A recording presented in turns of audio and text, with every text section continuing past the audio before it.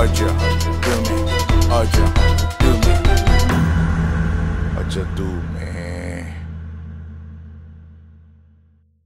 Assalamualaikum warahmatullahi wabarakatuh. Kembali di Ojo Dume Koko, kolaborasi dan konsultasi masih bersama rekan tetap saya ada Ki Adek. Assalamualaikum warahmatullahi wabarakatuh. Dan masih bersama bintang tamu kita di episode yang lalu ada Mas Iman Prasatria. Assalamualaikum warahmatullahi wabarakatuh. Oke, kita melanjutkan ceritanya ya yang sempat terputus. Jadi sebelumnya Mas Iman ini bercerita mengenai pengalaman dia mengenai pengalaman pertama kali roboh sukmo atau lepas dari jasadnya gitu. Jadi mungkin ada mau ditambahin dari cerita sebelumnya Mas Iman? Kalau cerita sebelumnya sih nggak sesudah itu. Sesudah itu gimana? Langsung Maria. Gimana? Jadi pas udah di Jogja kan, gue balik ke rumah.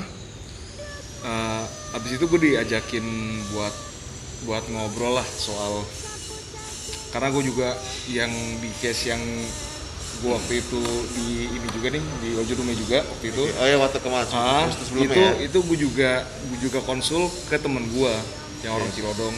Cilodong? Iya. Oke. Cilodong.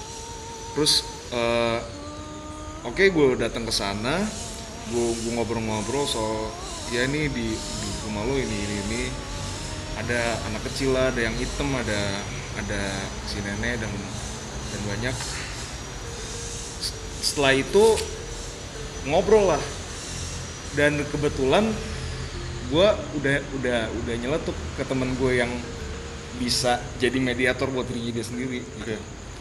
Terus akhirnya gue bilang kan, coba dong dimasukin apa aja yang gue bilangnya yang gembel-gembel aja dulu, yang kecil-kecil. Terus dia, oh gitu ya udah gitu kan. Terus udah tuh sama dia dimasukin. Gue waktu itu sempat lihat tuyul anak kecil. Terus beneran dimasukin sama dia. Terus gue lihat dipanggil lagi yang hitam, mana dipanggilin. Ini yang di rumah lo? Iya. Ada anak kecil juga di rumah gue. Terus dipanggilin sama dia. Setelah itu dia bilang, Man, kita tuh ada sepuh di sini. Oh iya ada sepuh namanya Kong Heri gitu katanya. Oh gitu. Iya, mau ngobrol gak lo sama dia? Boleh deh, gue coba deh ngobrol sama dia. Akhirnya gue ngobrol. Dan gue ngobrolnya tuh, dan dia bener-bener pas masuk ke badan teman gue tuh sekondusif itu. Dia tuh yang nyantai, mukanya agak minyon gini. Terus pas masuk gitu, gue salam, Assalamualaikum Kong. Waalaikumsalam, dia bilang. Terus udah tuh gue tanya soal si yang hitam, yang nenek, dan segala macam. Terus gue bilang kan, Kong, yang hitam tuh dia emang ada urusan apa sih buat ganggu saya? Terus Kong Heri bilang, oh itu ada tuh di mobil ngikut gitu katanya. Oke. Ada tuh di mobil ngikut. Oh terus ya agak kaget juga kan anak-anak kan, maksudnya wah ngikut dia ternyata gitu kan. Terus udah ngobrol-ngobrol, dan si Kong Heri itu bilang awal mulanya tuh kamu kayak gini karena sehabis kejadian ibu kamu nggak ada. Iya gitu. Jadi kalau kata dia tuh habis nyokap gua nggak ada, baru tuh gua kayak baru action. Unlock langsung. Banyak yang nyerang gua, banyak yang gangguin gua, dan banyak yang mau kenal juga sama gua gitu. Oke. Nah yang gue heran kok dia bisa tahu ya gitu nyokap gue udah nggak ada gitu maksudnya. Dan ya gue ya udahlah gitu, mungkin dia emang juga di makhluk, maksudnya di alam lain juga, maksudnya mungkin tahu lah hal kayak gitu. Udah. Terus gue cuma bilang sama dia abis itu, iya nih Kong, saya budek waktu itu. Budek itu nggak tahu kenapa Kong. Kalau saya ngobrol sama teman saya, katanya ada yang nutupin gitu. Terus si Kong Eri bilang, iya itu ditutupin sama si Hitam gitu. Oh gitu Kong. Emang cara dinutupinnya gimana Kong? Jadi itu katanya dibekap gue, digelandotin terus gue dibekap gini sama dia. Terus gue tanya alasannya apa Kong dia kayak gitu? Ya iseng aja katanya. Nggak sholat kali kamu ya gitu kata Kong ini. Iya sih, dia juga sempat bilang gitu. Nah iya. Terus dia tanya, gue nggak bilang kuping mana kan. Terus dia nanya, emangnya kamu kuping yang mana gitu? Kuping yang ini Kong. Dan yang gue bikin shock apa tuh? Sini coba. Dan apa yang dilakuin tuh persis kayak yang temen gue lakuin buat bantuin gue juga. Gue kayak di sini lihat coba di kuping kanannya. Terus udah kan gue maju ke dia, terus dia yang kayak entah ngebersihin atau apa gitu. Gitu. Itu gue langsung mual-mual gue 3 kali lah gue mual lagi. Terus dia bilang insya Allah udah nggak ada gangguannya gitu. Nah terus si yang temen gue bilang, oh emangnya engkong bisa nyembuhin ya gitu, maksudnya bisa ngelakuin itu ya. Terus dia dengan logat Betawinya, ya bisa lah, lu orang aja yang nggak pernah minta tolong sama gua kalau hal kayak gini gitu, kata dia. Wah udah kan pada ketawa anak-anak, oh bisa ternyata gini. Udah abis itu dia pamit katanya udah, dan dia bilang ke anak-anak situ, ke gue juga tuh bilangnya cucu-cucu. Udah abis itu dia pamit. Itu sih hal yang bikin gue kaget tuh, dia bisa ngelakuin itu juga gitu ke manusia, ada niatan buat ngebantuin. Itu sih paling sih. Nah, menarik sih. Ki, kalau menurut Ki Adek gimana menurut Ki Adek? Garis dari Iman tadi. Bismillahirrahmanirrahim. Jadi yang Mas Iman ceritakan tadi itu adalah kenapa bisa unlock gitu ya setelah Bunda meninggal, kok jadi banyak gangguan-gangguan gitu Mas Iman ya. Makhluk-makhluk yang tadinya tak ada kok bisa jadi banyak segala macam. Bisa kelihatan semua. Betul. Ini menurut saya Bunda kan rajin ibadah segala macam, membuat si jin yang notabene ini beragama Islam nyaman dengan adanya manusia yang beribadah. Begitu tak ada lagi manusia yang beribadah, mungkin Mas Iman cuman sholat Jumat aja sholatnya, atau Senin Kemis jarang-jarang lah boleh dibilang, itu mereka jadi gelisah, nggak nyaman. Disitulah mulai ada eksistensi dari makhluk-makhluk tersebut, pemberontakan tuh ya. Datang ke Mas Iman sendiri, sampai kupingnya ditutup segala macam itu adalah bentuk protes ya. Ayo lo sholat kapan, karena dia nggak bisa tiba-tiba datang atau seperti di film-film Eropa kamu sholat ada tulisan-tulisannya, nggak mungkin hal-hal seperti itu. Jadi dengan cara itulah mereka menyampaikan keinginan mereka, itu menurut saya. Jadi semua garis besarnya adalah cuma menyuruh Iman sholat sebenarnya. Betul. Jadi dari pertama Allah mengizinkan kejadian ini terjadi ya. Hanya untuk membuat dia sholat gitu. Betul. Karena kan jin juga ada yang muslim ya. Banyak, bukan ada, tapi banyak. Dan mereka akan betah tinggal di suatu tempat yang notabene manusia itu suka beribadah atau sholat. Dan dia akan pergi dan meninggalkan kalau sudah tidak ada lagi yang beribadah di tempat itu. Gitu. Itu buat jin-jin yang beragama Islam. Betul. Sebenarnya, ini juga menarik sih. Jadi aku pengen tahu juga sih. Jadi kalau buat jin yang nggak beragama Islam, mereka gimana ya? Kalau jin yang nggak beragama Islam, tentu dengan keadaan seperti ini dia bahagia. Iya dong. Biasanya dia pusing kepala, harus setiap ada azan dia harus pergi, setiap ada orang sholat dia mesti sembunyi, ada orang ngaji dia sembunyi.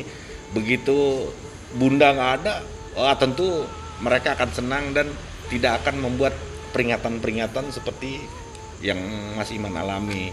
Mas Iman alhamdulillah dapat peringatan ya, walaupun dari bangsa astral, tapi dapat peringatan agar ayo sholat lagi seperti dulu Bunda ngisi rumah ini, sholat rajin, ngaji segala macam gitu.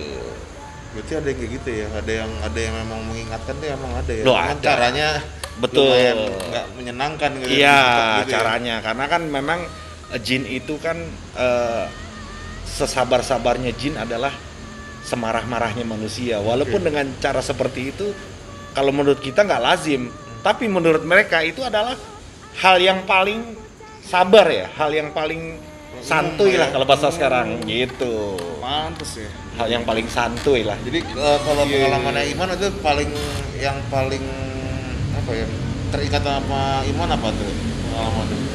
Itu di rumah gua tuh nenek-nenek. Nenek ya. Gua sampai dimimpiin sama dia, dan itu gua bisa bilang itu adalah mimpi gua paling horor, Serem ya. paling serem. Kenapa tuh? Ceritanya gimana? Karena dari posturnya dan cara dia bergerak jalan gitu buat ke arah gue itu bener-bener kayak mengintimidasi banget, bener-bener kayak mau ngapain gue gitu. Horor gitu. Horor banget. Dan itu tuh gue tuh bener-bener nggak pernah ngalamin mimpi seserem itu. Dan gue ini kali ya, gue gambarkan kali ya gimana ya. Gue jadi mimpi tuh di kamar gue tuh ada kayak jalan lurus buat keluar kan. Nah jadi tuh gue mimpinya tuh gue bangun di lokasi yang sama di kamar gue bangun, gue kayak gue bangun tapi gue mimpi. Gue bangun dari tempat tidur, gue ngeliat ke jalanan di kamar gue yang mau keluar. Yang waktu itu kita dapat syuting itu. Yang waktu itu kita syuting itu ada nenek-nenek, cewek dia bungkuk begini jalannya, dan itu gue kan bingung kan ini siapa gitu kan. Terus tiba-tiba dia jalan cepet ke arah gue. Itu lumayan Itu tuh intimidasi. waduh, parah banget. Itu tuh bener-bener gak pernah gue tuh gak pernah kepikiran gue digituin sama orang. Apalagi gue dimimpin sama setan kayak gitu kan, gue dikejar-kejar sama setan gitu. Gue gak pernah kepikiran gue bakal dapetin momen itu, dan bener aja gitu gue dapet mimpi pas malam itu. Dan itu gue di mimpi merinding. Gue di mimpi ngerasain gue merinding. Ya cuman gue punya prinsip kalau ada hal-hal gitu gue nggak boleh takut. Ya kalau guanya berani, dia yang takut gak sih kalau gitu? Jadi karena emang auranya kan akan beda kan. Iya kan. Ya udah pas dia jalan cepat ke arah gua dengan gelagat yang Serem ya. gitu, itu horor banget. Terus gua malah lari buat samperin dia. Terus gue peluk, gue banting gitu ke lantai. Gue lihat mukanya berubah langsung jadi cowok gitu, agak-agak kayak cowok, kayak iya maaf gitu. Terus habis itu gue bangun. Nah, gue akhirnya ngobrol lah lewat si teman gue. Yang tadi yang Ciledug Iya. itu akhirnya. Dan ya itu kalau dari omongannya Ki Adek, semarah-marahnya manusia adalah sesabar-sabarnya jin kan. Betul. Dan itu dia jawabannya simpel ke gue. Ya maaf, cuman mau kenalan. Cuman mau kenalan. Halo nenek. Di bangsa kita tidak ada yang seperti itu cara kenalannya, halo gitu. Nggak ada ngejar gitu orang. Jadi kesimpulannya memang kalau misalnya cara berkomunikasinya antara jin sama manusia akan beda ya. Akan Kita- beda. Jadi kita memang kayak harus memperlakukan mereka seperti ya makhluk yang punya karakteristik yang beda gitu. Iya, kan boleh saya tambahin Om Ismail? Boleh. Ada juga seorang, saya sendiri lah yang pernah ngalamin di hutan. Saya didatengin sama Miss K dengan wajah yang hancur, jelek, segala macem. Dia hanya berdiri menatap saya. Mungkin kalau orang nggak paham, itu disangkanya Miske itu akan nakut-nakutin atau mengintimidasi kita. Padahal ternyata enggak. Justru dia minta tolong. Pak, tolong pindahkan saya dari hutan ini. Bawa saya, pindahkan saya di tempat yang lebih baik, asal jangan di hutan itu. Akhirnya saya pindahkan dan saya tanya, kenapa alasannya? Karena saya selalu diperkosa sama genderuwo dan pocong. Dan itu membuat saya sangat trauma dan saya sangat takut. Jadi saya minta tolong sama Bapak, tolong pindahkan saya. Kayak gitu. Jadi penyampaian-penyampaian seperti itu di luar nalar kita ya, tiba-tiba dia datang seperti nakut-nakutin segala macam. Padahal itu dalam bentuk minta pertolongan atau yang tadi Mas Iman, dia cuma mau kenalan kok, tapi caranya kok nakut-nakutin gitu loh. Nah itulah cara mereka. Jadi, seperti itu. Kemungkinan tuh ada banyak kemungkinan Ki ya. Betul. Gini, entah kita ngelihat atau kita feeling atau kita dimimpin itu nggak selalu dia pengen nakut-nakutin kita. Betul. Gitu. Emang kan udah karakteristiknya kayak gitu kan. Betul. Entah mungkin diminta tolong atau iya. Benar. Jadi memang mungkin buat teman-teman smart people yang tahu dan ini menjadikan ilmu buat teman-teman ya. Jadi ketika melihat sesuatu yang kurang menyenangkan gitu ya, dari mukanya maupun dari perilakunya, jadi sebenarnya memang ya perilakunya dia seperti itu. Jadi kita mungkin harus lebih mengenal. Iya. Oke, untuk kali ini kita sudahin dulu episode-nya. Nah, terima kasih Mas Iman buat cerita-ceritanya. Sama-sama. Jangan kapok-kapok ya dek. Datang lagi ke Judumeh ya. Pastinya. Oke, terima kasih buat teman-teman yang sudah menonton. Jangan lupa untuk like, comment, subscribe, dan nyalakan loncengnya untuk mendukung channel kami. Assalamualaikum warahmatullahi wabarakatuh.